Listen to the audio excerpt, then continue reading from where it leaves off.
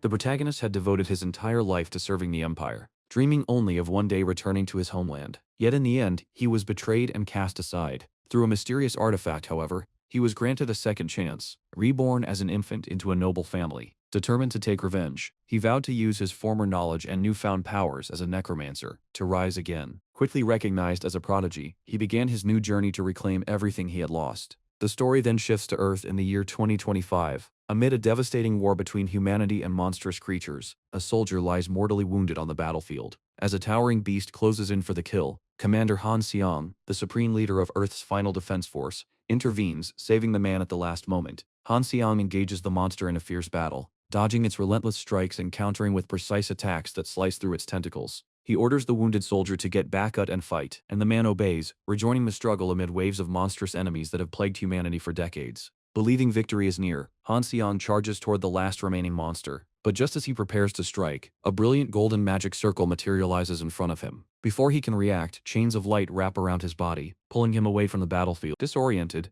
Han Seong finds himself in an unfamiliar chamber, facing an elderly magician who marvels at the success of his summoning ritual. The sorcerer hails him as a hero from another world and implores him to defeat the Demon King to save their empire. Han Seong reacts with anger and disbelief, demanding to know where he is, and insisting he has no time for such delusions. He is a soldier from Korea, not some fantasy hero. The magician silences him abruptly, activating a magical covenant known as Ga. Agonizing pain shoots through Han Seong's body, forcing him to scream in torment. The magician coldly remarks that if the hero had obeyed when asked kindly, the spell would not have caused him pain. As the suffering subsides, Han Seong glares in fury, thinking bitterly that he had never been asked kindly at all. The old mage repeats his command, to slay the Demon King and save the Empire, as a gleaming sword materializes at Han Seong's feet, marking the beginning of his unwanted destiny. The magician promised Han Seong that if he fulfilled their request and defeated the Demon King, they might return him to his world. Left with no real choice, Han Seong reluctantly agreed. Thus began his new life in a foreign empire, where he was forced to fight as their summoned hero. He waged countless battles, leading endless suppression campaigns, cutting down enemies day after day to serve the Empire's will. Years passed, 3, then 5,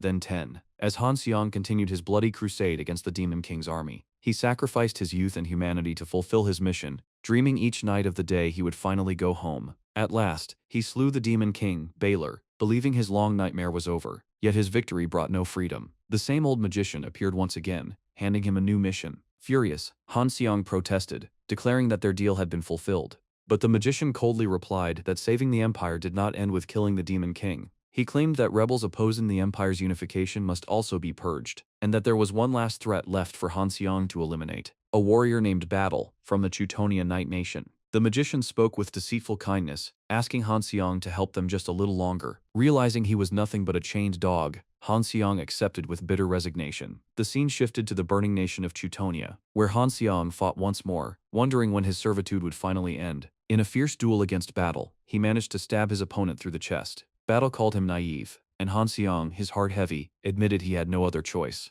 Apologizing to his foe, he listened as Battle, recognizing him as the hero from another world, told him not to feel remorse, because he too would soon be discarded. With those final words, Battle fell. Believing the ordeal was finally over, Han Seong prepared to return. But before he could take a step, Count Brandenburg appeared behind him, congratulating him on his success. Without warning, the Count thrust his sword through Han Seong's back. Shocked and bleeding, Han Seong turned to face his betrayer, recognizing him instantly. Brandenburg, with a mocking smile, praised Han Seong for his service as the Empire's loyal commander, remarking that it was rare to find a hunting dog so obedient. Han Seong, racked with pain, cursed him and realized the promise of returning home had been a lie all along. Brandenburg declared that there was no point in keeping a dog that might one day bite its master and bid Han Seong farewell. As the hero collapsed, he thought bitterly that he had always known they would never release him. In his final moments, he cursed the Empire and swore that one day it would pay for its betrayal. As his life faded, the gem of resurrection embedded in his chest began to glow. Han Seong vowed never to forget the humiliation he suffered, and that the Empire would one day fall by his hand. That same night, while his body perished, a new life began elsewhere, inside a noble household where a duchess rejoiced at the birth of her son Dale. The duchess gazed lovingly at the newborn in her arms and softly told him that she was his mother. The infant Han Seong, reborn, looked up at her and then at the man standing beside her, sensing an uncanny familiarity. In the next moment, recognition struck. The man was none other than Duke Jackson, the Empire's most powerful necromancer and master of dark magic. With that realization, Han Seong understood where he was. Necropolis, the Empire's capital of black magic, specifically within the tower that governed it. The resurrection stone he had hidden long ago had worked. That single-use artifact, concealed during his tie as the Empire's chained hunting dog, had granted him a new life. Fate had chosen to make him the eldest son of one of the Empire's highest-ranking noble families. The infant smirked inwardly, realizing he had been born into privilege. Secretly, he vowed that once he mastered necromancy, he would destroy the corrupt empire that betrayed him. Duke Jackson soon noticed something unusual. Baby was not crying. Concerned, the Duchess asked the nurse to examine him. The nurse remarked that it was strange indeed, for the child's breathing was clear and strong. Inside, the infant Dale, Han Seong's new identity, scoffed silently, thinking that of course he would not cry, and wondering if they had any idea how old his mind truly was. The nurse reassured the Duchess that the baby was healthy, but added that if they were really worried, a quick slap would make him cry. Before Dale could protest, the nurse struck him gently across the cheek, leaving him furious and letting out muffled, indignant sounds. Duke Jackson chuckled that his son was stubborn, and the Duchess agreed, smiling that he must have inherited that trait. She then requested to hold the baby herself. Inwardly fuming, Dale thought they were all fools, and mentally shouted that their son was perfectly fine. Yet when his mother took him into her arms and brushed his cheek softly, he froze. The warmth of her touch stirred something long buried within him. He suddenly remembered the emptiness of his past life. Years of cold solitude, loyalty repaid with betrayal, and the complete absence of tenderness. That gentle caress shattered his composure. For the first time in his two lives, Han Seong, now Dale cried, tears flowing freely as his heart remembered what warmth felt like. 8 years passed. The Duke and Duchess conversed in their chamber, remarking on how quickly time had flown. The Duchess asked if Dale was still in the study, observing that he had been absorbed in books since the age of 4. The Duke laughed, saying their son must take after her. Then, in a more serious tone, he mentioned that Dale showed a deep interest in magic. The Duchess reminded him of his promise not to teach the boy necromancy, and the Duke nodded, assuring her that he remembered. As they spoke, Dale was shown reading alone in the vast library, his eyes sharp and intent, already far more aware of his destiny than anyone around him could imagine. The Duke reassured his wife not to worry, and changed the subject to discuss a birthday present for Dale, whose 8th birthday was the following day. Their conversation was interrupted by an urgent knock at the door. A maid rushed in, panicked, shouting that something strange was happening to the young master in the study. Alarmed, the Duke and Duchess ran to the library, calling out for Dale. When they arrived, they found their son kneeling on the floor, surrounded by a swirling aura of brilliant blue mana. Shocked, they called his name. The Duchess rushed forward, embracing him in fear and asking if he was hurt, but Dale quickly reassured her that he was fine. The Duke, standing silently for a moment, could feel the immense power in the air and marveled at what he was witnessing. For a child who had just turned 8, to generate this level of mana was extraordinary. He called to his son and asked seriously whether he had released the mana himself. Inside, Dale froze, realizing he had made a mistake. He hadn't meant to release his mana, and if he said the wrong thing, they might grow suspicious of who he truly was. Before he could think of an excuse, the Duke smiled and patted his head proudly, saying, "This is my boy." Then, with a note of regret, he added that it was a shame he could not teach Dale necromancy. Dale's expression darkened. The realization that his father would never pass down the art of necromancy struck him hard. He began to worry about how he would fulfill his vow of revenge without that knowledge. The Duchess gently told Dale to return to his room, promising that the servants would clean the library. As he left, the Duke turned to his wife Elena and smiled, saying that he had just thought of the perfect gift for their son. The next evening, a lavish birthday banquet filled the ducal mansion. Nobles from every corner of the Black Duke's territory attended, their voices echoing through the grand hall. Many whispered in admiration about the scale of the celebration and wondered when the young heir would make his appearance. On the second floor, Dale sat apart from the crowd, gazing down at the bustling ballroom with boredom. The endless noise and chatter exhausted him. Having lived a previous life as a weapon of war, he still found it strange to be treated as a noble child. His thoughts wandered to the incident in the study a few days earlier, and the desk he had destroyed when his mana had gone out of control. It had happened simply because he was thinking about his past life as the Empire's hero. He also remembered the mysterious biography of the hero he had found, and wondered who had left it there. Despite his father's prohibition, he could not abandon the idea of learning necromancy. His talent and lineage were too exceptional to ignore. He briefly considered asking to study necromancy as his birthday gift, but quickly dismissed the idea. With his parents watching him so closely, it would be impossible. As he sat lost in thought, his mother, Duchess Elena, appeared beside him, her gentle voice breaking through his gloom. She smiled and told him that he had waited long enough and that it was time for him to join his guests below. Dale greeted his mother politely, and she smiled warmly, wishing him a happy 8th birthday. As he thanked her, he noticed a graceful figure standing behind him and curiously asked who the guest was. His mother encouraged him to go and greet the visitor, then introduced her formally. The guest was Ms. Sebia, an elf and one of the elders of the Blue Magic Tower, renowned across the Empire as the Wise Spirit. and a master of water elemental magic. The Duchess proudly announced that Ms. Sebia would be Dale's new instructor. Dale was momentarily stunned as the elf stepped forward with a gentle smile, saying she looked forward to working with him. His mother repeated her birthday wishes, clearly delighted. Inside, Dale quickly analyzed the situation. A teacher from the Blue Magic Tower meant only one thing. His parents had no intention of allowing him to study dark magic. Water elemental magic emphasized protection and suppression, exactly the opposite of necromancy. It was now certain that his mother was determined to keep him far from the dark arts.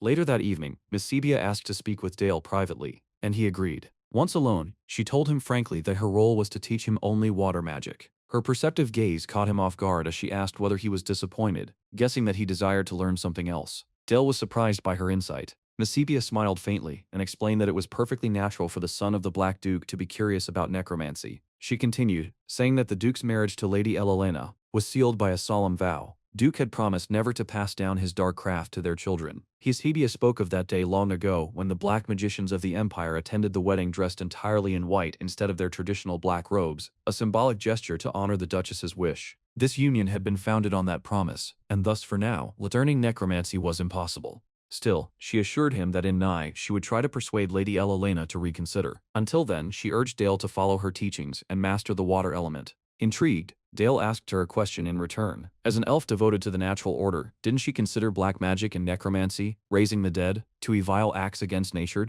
Sebia smiled thoughtfully and countered with a question of her own. Then what of the holy priests, she asked, who also bring back the dead with their divine power? Is that not equally against the will of nature? Her response left Dale speechless. She concluded calmly that in her eyes necromancy and resurrection were two sides of the same act. Dale realized she was unlike any elf he had heard of, open-minded, insightful, and unafraid to question dogma. For the first time, he thought she might actually become a worthy mentor. Sebia then suggested they begin their first lesson. She mentioned that she had heard he had already formed fragments of a mana circle, and explained that their first objective would be to expand those fragments into a complete mana circle. Dale eagerly agreed, recognizing this as the foundation required in every magical text he had studied. Sebia instructed him to place his hand over his heart and focus. As Dale began to concentrate, she spoke softly, explaining that unlike Earth, this world was saturated with mana, an invisible force flowing through every living thing. Sebia explained that in this world, all ancient beings such as dragons were capable of manipulating raw, unfiltered mana. Ordinary humans lacked that natural affinity, which was why they required a mana circle, a formation located within the heart, to filter and refine raw energy into usable magical power. She concluded the first lesson by describing the process in detail.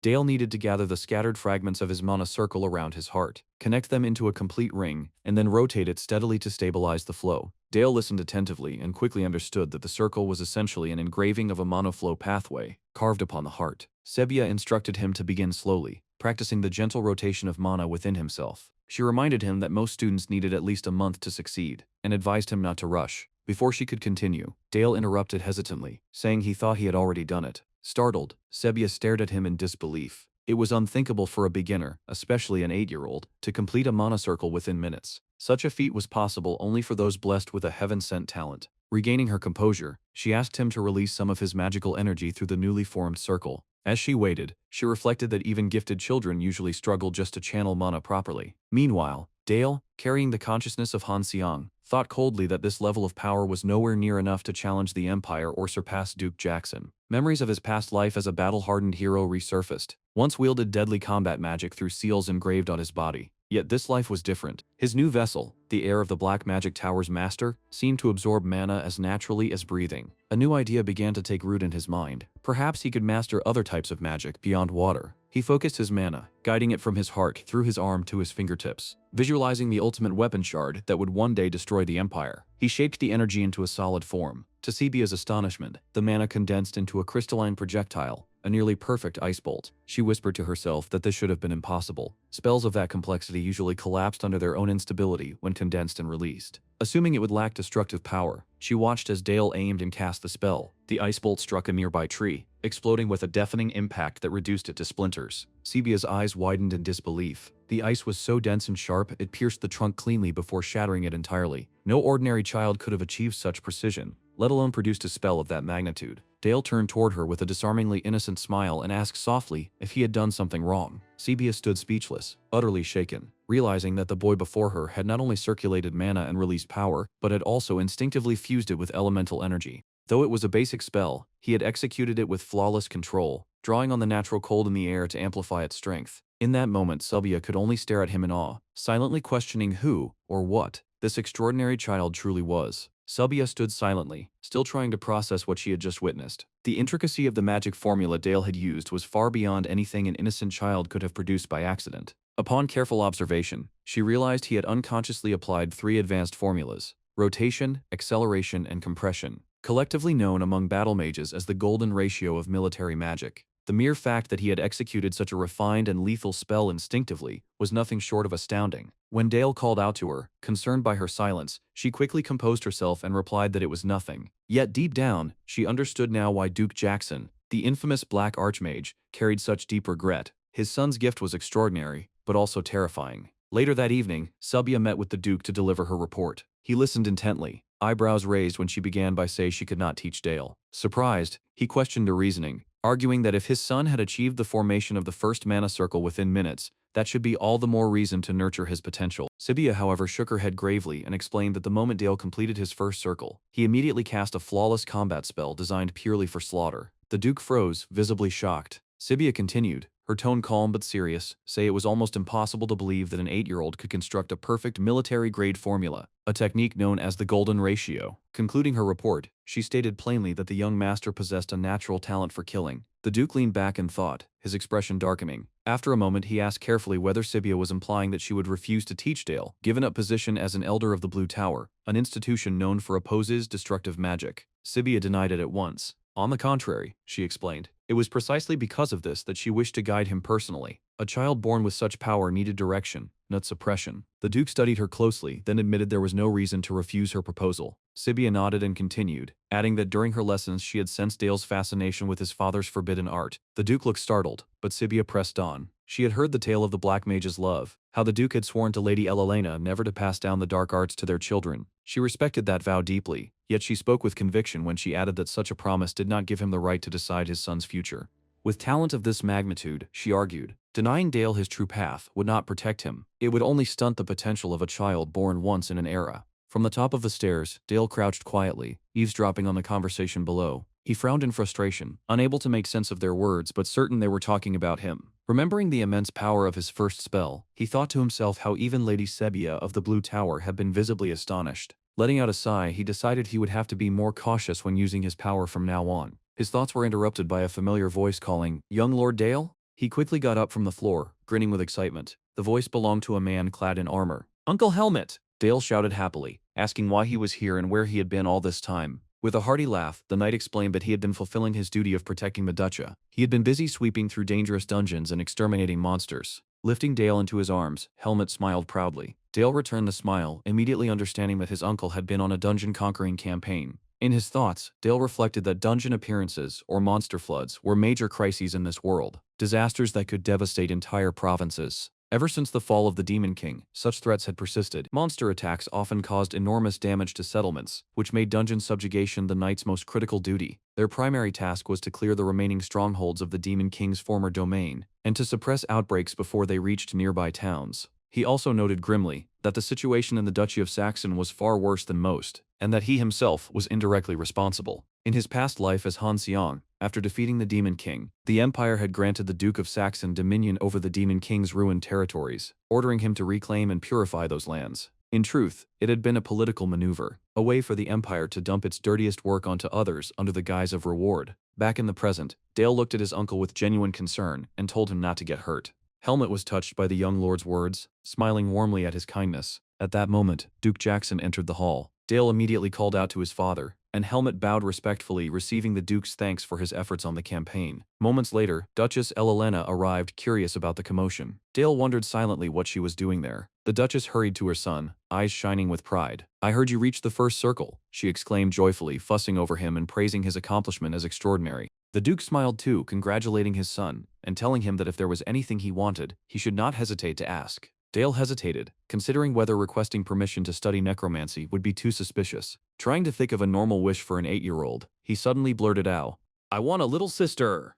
Both parents froze, faces turning red. The Duke cleared his throat awkwardly before replying, "I will try." Dale cheered enthusiastically, completely unaware of their embarrassment, or perhaps pretending not to. Outside the tower, Captain Helmet laughed uncontrollably after hearing about the young lord's unexpected request, while another knight begged him to stop laughing so loudly. That night, Dale lay in bed, exhausted from the day's events. Pretending to be an innocent child at his true mental age felt increasingly tiring. He wondered if his fatigue came from using magic earlier. Suddenly, a sharp burning pain shot through his body, and his surroundings darkened. In a vivid nightmare, he saw the figure of Count Brandenburg, his old betrayer, stepping out of the shadows. The man's voice echoed coldly through the darkness, greeting him with a sinister smile. "It's been a long time, Han Xiang." In the darkness of his nightmare, Count Brandenburg appeared before Han Xiang, his expression twisted with mockery. He called him weak and fickle, ridiculing how easily he had softened. With a sneer, Brandenburg taunted him, asking if he was happy now with his new life, loving parents, and a warm home. He implied that since Han Xiang's back was no longer cold and his stomach was full, he must have abandoned his thirst for vengeance. Then his grin grew darker as he warned that the Empire would find him. No matter how far he ran, they would hunt him down and erase every trace of his existence from the world. Dale woke with a start, gasping for breath as waves of mana erupted violently around him. Clutching his chest, he felt as if his heart were about to burst. The pain was unbearable. Realizing what was happening, he recognized the phenomenon as mana overflow, a condition he had only heard about. Cursing the Empire bitterly, he thought that in death, those damned Imperials refused to let him rest. Desperate for air, he staggered outside to the courtyard, hoping the cold night would steady him, but the pain only worsened. Suddenly, a voice called out behind him. It was Teacher Sebia. Seeing his condition, she quickly approached, remarking that he appeared to be suffering greatly. Her sharp gaze immediately identified the cause: mana overflow, a common occurrence among gifted magicians, though in Dale's case, something darker lingered beneath. As she reached out and placed her hand on his back, she could sense the dangerous turbulence within his magic, a presence steeped in resentment and hatred. If left unchecked, she thought, that darkness would one day consume him entirely. Focusing him mana, Sebia stabilized the chaotic energy within him until the violent surge subsided. Dale gasped as the pain faded, realizing that the overflow had vanished. "Teacher Sebia," he muttered weakly. She smiled reassuringly, and told him that the essence of magic is a reflection of one's heart. That was why the same spell could vary so greatly depending on who cast it. She explained that his magic, while extraordinarily powerful, carried an inherent affinity for taking life, a dangerous gift that must be carefully guided. Then she handed him a book. As Dale looked down and saw the black-bound tome, his eyes widened in shock. It was a necromancy spellbook. Sebia smiled gently and said that perhaps fate had brought her to him for this very reason. She wished him a happy birthday. Overwhelmed with emotion, Dale stepped forward and hugged her tightly. Sebia blinked in surprise before softening, patting his head affectionately and teasing him for still being such a spoiled child at his age. A few days later, Sebia took Dale to the open plains beyond the northern gate for further training. As they stood together, she pointed toward a rabbit grazing nearby. Dale confirmed he saw it, and Sebia told him to remember the hunting lessons he had once shared with his father. Taking a breath, Dale focused his mana and released a sharp ice spell. The rabbit froze instantly and fell lifeless to the ground. Sebia observed quietly, noting that despite taking a life, Dale's hands did not tremble. She called his name softly, reflecting that even when two mages used the same spell, their expression of it was never the same. Each magician's magic was a mirror of their heart. Turning to him, she asked if he understood why his hands remained steady after killing. Dale admitted he did not. Sebia smiled faintly and replied that magic, in its truest essence, reflects the mind of its wielder, revealing exactly what lies within their soul. Sebia continued her lesson calmly, explaining that magic was not merely the manipulation of energy but the manifestation of what resided in a caster's heart. Mana particles materialized the emotions, instincts, and intentions within the mind, which was why magic inevitably revealed the user's innermost thoughts. Dale listened in silence, absorbing every word. Sebia elaborated further, saying that even the names of spells, such as Firewall, existed only to anchor the caster's imagination, to give shape and clarity to their mental image. All forms of magic, she explained, regardless of their origin, followed the same fundamental principle. The Red Tower sought order through power, while the Blue Tower pursued order through harmony. The philosophy of each tower was reflected in the nature of its magic. She added that other towers, Black, White, and Green, each followed their own doctrines as well. Then, abruptly, she paused and smiled faintly, saying that this part of the lesson was still too early for him to understand. Dale blinked in confusion but nodded respectfully. Changing focus, Sebia moved to a new topic: the basic principles of necromancy. Using the corpse of the rabbit Dale had killed earlier, she began to demonstrate how mana could animate the dead. She explained that this form of magic revolved around channeling mana into a corpse, creating threads of control that connected the caster's will to the creature's body. Following her guidance, Dale concentrated, forming delicate strands of mana that attached to the rabbit's head, spine, and joints. The air pulsed faintly with energy as he stabilized the flow. Moments later, the lifeless rabbit stirred, glowing faintly with a purple aura as it rose to its feet. Sebia smiled in approval, praising his remarkable control. Encouraged, she asked him to attempt the next spell. Dale nodded confidently, focusing his mana once again. This time, he cast Frozen Armor, encasing the undead rabbit in a shimmering shell of ice. Sebia examined the result and commended him, remarking that the armor's shape was quite refined for a first attempt. To test its strength, she raised her own hand and launched a precise ice bolt at the rabbit. The projectile struck, and though the armor shattered under the impact, it had successfully absorbed the blow. Dale's eyes brightened with satisfaction at his success. Sebia praised him again, then noticed a flicker of eagerness in his expression. Curious, she asked if he had a request. Dale nodded enthusiastically, and with unmistakable excitement, asked if she would also teach him water element magic alongside necromancy. Her expression softened, but then she surprised him with a firm refusal. Dale froze, visibly shocked. Sebia explained patiently that what he had performed that day already involved the basic principles of water magic, its flow, adaptability, and stability. To truly master it, however, required years of insight and mental discipline. She reminded him that even learning a single branch of magic demanded immense effort, and that the idea of mastering two elements simultaneously was far beyond what a child his age should attempt. Her words stung. Dale stood speechless, feeling the sting of disbelief. Ambition, she had called it. His desire to master both necromancy and water magic. Inside, he frowned bitterly, thinking how, despite everything he had shown her, spells, the control, the sheer power, she still regarded him as insufficient, as though he were merely an overreaching child rather than the soul of a man who had once faced gods and kings. Dale felt a sharp sting of disappointment as Sebia's refusal echoed in his mind. She had promised they would find a way together, yet now she dismissed his ambition as childish overreach. His excitement faded into quiet frustration. Seeing his downcast expression, Sebia gently ended the lesson for the day and told him to rest. That night, however, Dale could not accept defeat. Alone in the dimly lit study, he surrounded himself with open books and glowing runes of dark energy. Determined to prove he could master both arts on his own, he began to experiment, channeling mana through overlapping patterns of ice and shadow. The air shimmered faintly with the pulse of forbidden power as he worked through the night without rest. When morning came, Sebia greeted him as usual, but quickly noticed his pale face and weary eyes. "You look exhausted, Dale," she said softly. "Did you sleep at all?" He replied that he had stayed up a little late preparing something. Concerned, she reminded him not to overwork himself. Dale nodded with a polite smile, but his eyes still carried the quiet determination of someone who refused to yield. Later that day, on the snowy plains where they often trained, Dale revealed what he had been working on. He summoned a dark magic circle and merged it seamlessly with ice element magic, coating the undead rabbit in a new version of frozen armor, now reinforced with sharp crystalline spikes. Sebia observed with growing surprise as the young boy's spellwork glowed brilliantly. "You've completely mastered it," she murmured. Suddenly, the armor shattered violently, exploding outward in a storm of razor-edged ice shards. Sebia flinched back, momentarily stunned.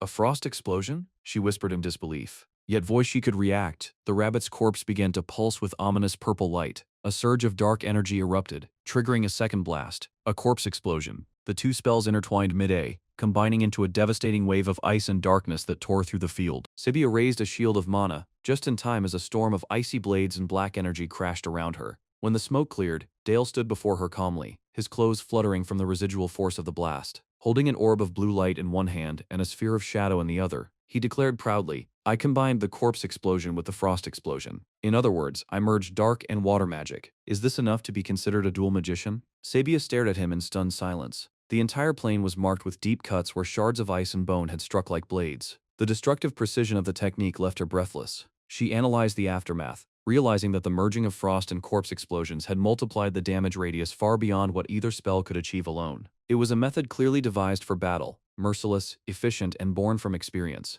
This child's heart, she thought with unease, is far too accustomed to killing. Before she could respond, Dale turned suddenly and waved. "Sir Helmet," he called out. The knight approached on horseback, smiling broadly beneath his armor. "Young Lord Dale, Miss Sebia," he greeted warmly. Dale ran toward him, asking eagerly if he had just returned from another dungeon expedition. Helmet laughed, explaining that this time it was only a minor monster subjugation, but that the Black Cavalry had faced some resistance. The Black Cavalry, Duke Saxon's elite knights, were famed across the continent for their unmatched might, and Helmet himself was one of the legendary Seven Swords. Dale's eyes shone with admiration. He reminded Helmet of his promise to teach him swordsmanship someday, insisting that no teacher could be better. The knight chuckled and replied that Dale was welcome any time. "Then I'll come see you soon," Dale said, beaming. Helmet nodded, advising him to head inside before he caught a chill and wishing him a safe return. After the training ended, Sebia suggested they return to the tower, and Dale agreed without argument.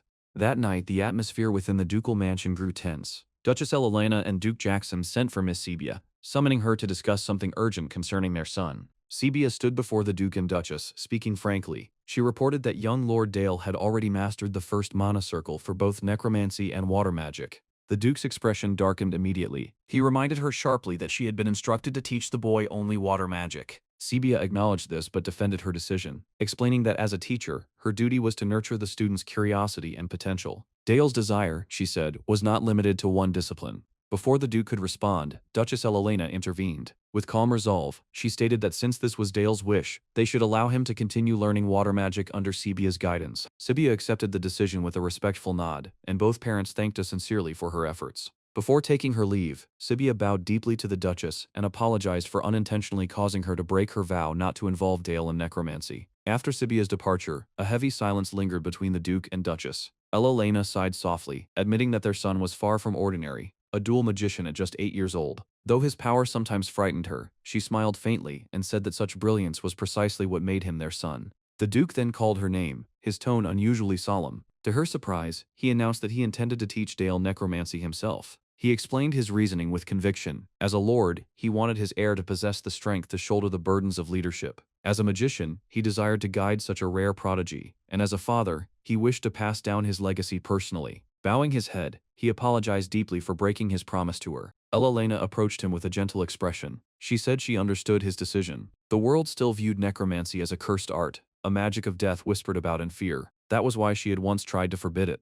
But now, she saw things differently. Placing a hand on his chest, she asked him not to suppress their son's destiny but to nurture it, so that Dale could become a necromancer strong enough to silence those who mocked or feared them. The Duke's eyes softened, moved by her words. He asked quietly if she truly meant it. Elena nodded and embraced him. "Ayu," she said, "make him strong." The Duke returned to embrace and vowed that he would dedicate everything, his power, his knowledge, even his life, to ensure that their son would become the greatest necromancer the Empire had ever seen. Days later, Dale found himself standing in the dimly lit depths of the castle's underground workshop, the infamous Black Duke's private chamber of magic. His father stood before him, arms crossed and expression stern. "I'm disappointed in you," the Duke said coldly. "You've been animating corpses all this time without even understanding what you were moving, haven't you?" Dale clenched his fists, thinking bitterly that Sebia had only taught him the basics. What else had his father expected? But before he could speak, the Duke continued, his voice firm. "From this day forward, as long as you train under B, you will forget every piece of primitive magic you've used. You will learn the foundation of necromancy, as it was meant to be understood." He gestured to the rows of skeletal diagrams and anatomical charts that lined the stone walls. "Your first lesson," he declared, "is to memorize the complete skeletal and muscular structure of every living creature. Only when you understand life in its entirety will you have the right to command death." Dale looked around at the grim workshop, bones, organs, and preserved bodies arranged like instruments of study, and realized that his true training as a necromancer had just begun.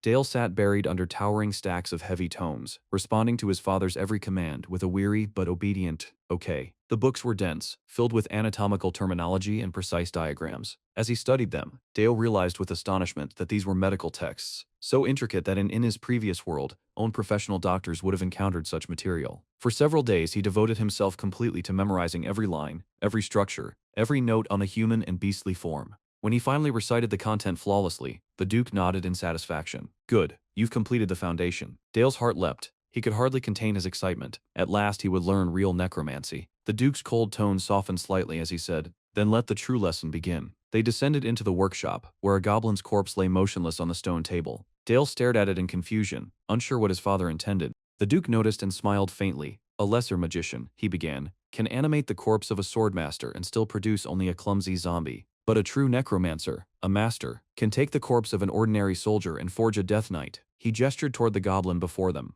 "Right now, we have one undead soldier. Show me, Dale. How will you move it?" Dale took a breath and began the ritual, channeling mana into the corpse. He soon realized this was far more complex than animating a rabbit. The goblin's bipedal structure required precise control over numerous joints, bones, and tendons. Mana threads extended from his fingers like invisible strings, yet the body moved stiffly and awkwardly, twitching instead of walking. It felt like handling an uncooperative puppet. He frowned, realizing he might have overused rigor mortis enhancement, a spell that hardened flesh to improve defense. It had made the corpse too rigid to move properly. His mana trembled. He stood frozen, uncertain what to do next. The Duke stepped forward. "The concept was good," he said calmly. "Accelerating rigor mortis to strengthen the body is creative, but you focused only on power, not flexibility." Raising his hand, the Duke's dark aura flared. The corpse lifted instantly, moving with fluid precision as the Duke's mana surrounded it. "Observe," he said, pointing to the ribcage. These bones were meant to protect the viscera of the living. The dead have no organs to defend, so why preserve something useless? He closed his hand and the goblin's ribs cracked and twisted, transforming into curved bladed protrusions along its chest. Its fingers elongated into sharp claws. Dale watched, wide-eyed, as the lifeless form became a monstrous weapon. His father's voice echoed through the dim workshop. Necromancy is not about imitation,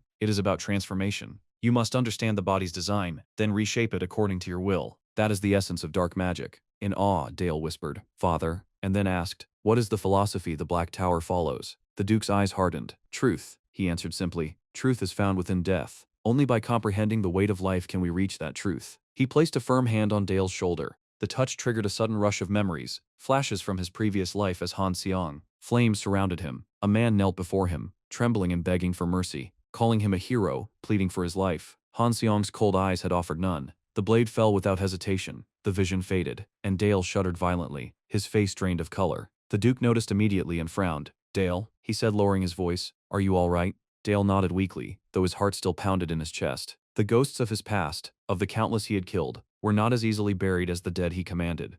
Dale quickly shook his head, assuring his father that he was fine, though his pale face suggested otherwise.